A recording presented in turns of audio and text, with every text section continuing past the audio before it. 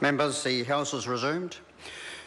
Before the dinner break, we were debating the first reading of the Customs and Excise Bill. Dr Megan Woods has the call and has 9 minutes and 40 seconds remaining. The next call is a national call.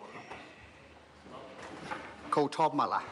Thank you, Mr Speaker. I rise to take a short call this evening on the Customs and Excise Bill.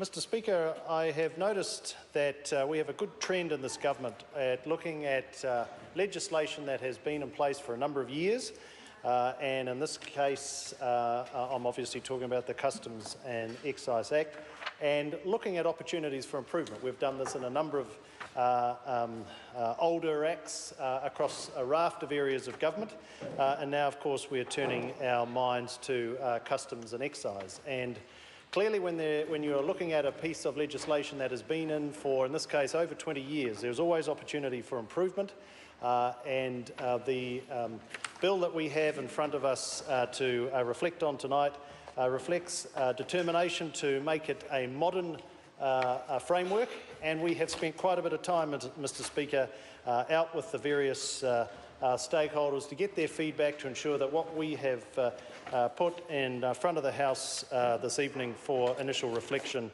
reflects their particular perspectives. Mr Speaker, in particular, this bill replaces the 1986 Customs and Excise Act with modern legislation that streamlines and simplifies procedures for more effective border management. We all understand how critical border management is to our economic performance as a country, and this bill talks to a wide array of improvements that we certainly look forward to getting feedback on. Mr Speaker, one of the areas that I have particular interest in is the ability of Customs to be able to examine electronic devices and other goods and unlock some of the coding that perhaps hitherto has prevented Customs to be able to get a sense of the risk that is potential at our borders.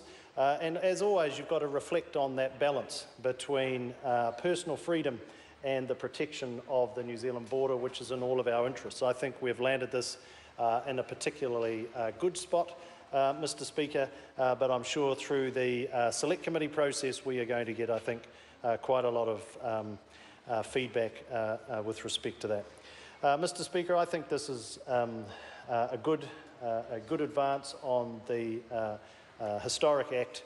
Reflects a government that is committed to ensuring that we're always looking for opportunities for improvement, and I look forward to the debate that we will have at a Select Committee to discuss the various options that are in front of us here today.